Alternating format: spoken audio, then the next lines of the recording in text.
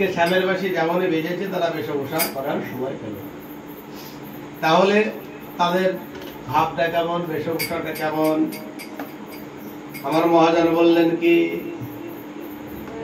বিছুরি গেহ নিজ হি দেহ, বিছুরি গেহ নিজ হি দেহ, বিছুরি গেহ নিজ হি দেহ, বিছুরি গেহ নিজ হি দেহ, এক নয়নে কাজল রে হ, বিছুরি গেহ নিজ হি দেহ, এক নয়নে কাজল রে বাহে রঞ্জিত মন্দির রে বাহে রঞ্জিত মন্দির রে বাহে রঞ্জিত মন্দির রে বাহে রঞ্জিত মন্দির এক কুণ্ডল ধলনি আয়া ব্রহ্মচার ধলনি বলছে এক কুণ্ডল ধলনি আয়া কুণ্ডল ধলনি আয়া কুণ্ডল ধলনি আয়া কুণ্ডল ধলনি আয়া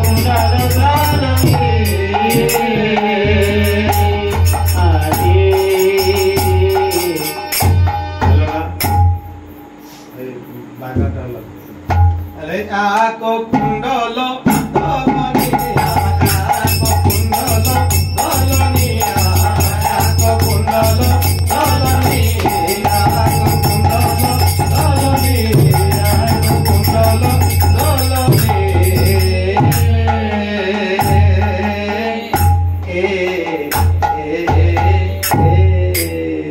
ঠিক আছে। আর শেষ দাওটা আরেকটু শেষ আবার উন্নতে থাপটা দিতে পারি মুঝে রেস্ট লাগে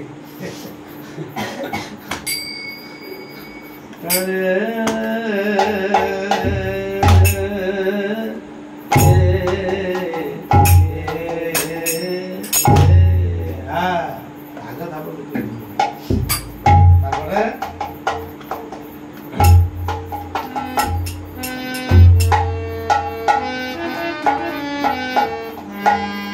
বিছরে কেহ নিজ হে দেহ, কেউ গেল গৃহ ছেড়ে আর কেউ বা গেল দেহ ছেড়ে। যে রমণী ঘরের বাহির হওয়ার সময় কোনো বাধা পেল না, সে হয়তো গৃহ ছেড়ে চলে গেল। আবার কোন কোন রমণী যখন ঘরের বাহির হবে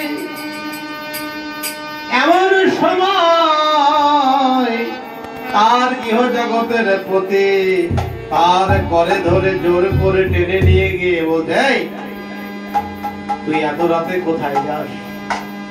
জোর করে ধরে নিয়ে গিয়ে ঘরের মধ্যে পড়ে দিয়ে, ঘরের দরজাটা তুলে দিয়ে, শেকলটা তুলে দিয়ে একেবারে নিজে তার স্ত্রীকে বন্দি করে বাইরে অপেক্ষা করছে। বলছে, দেখি তুই এই কোথায় যাস? এই রজনীতে, এই ঘোর রজনীতে তুই ঘর ছেড়ে যাচ্ছিস কোথায়? তোর মনের মতলব খারাপ আছে। এইবার ব্রজ রমণী যে ইহ জগতের পতির হাতে বাধা পড়ে গেল, ঘরের মেঝেই পড়ে পড়ে কাঁদছে আর বলছে, হে দয়াময় দয়াল হরি হরি হে, ওরে দয়াময়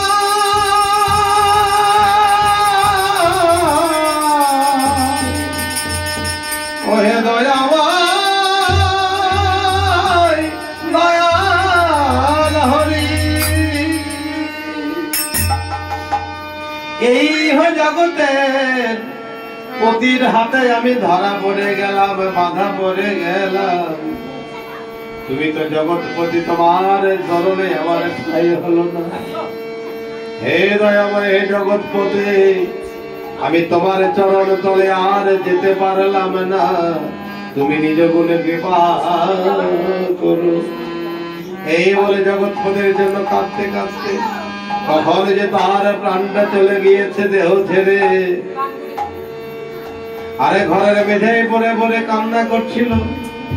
সেটা আর শুনতে পাই না বাহিরে বসে থাকা ইহ জগতের পতি। দেখি তাহলে আমার স্ত্রী আমার পত্নীকে ঘুমিয়ে গেল। দরজাটা খুলে দেখছে তার পত্নী ঘরের মেঝেই পড়ে আছে, আর কোনো কান্না নাই, নিস্তব্ধ হয়ে আছে।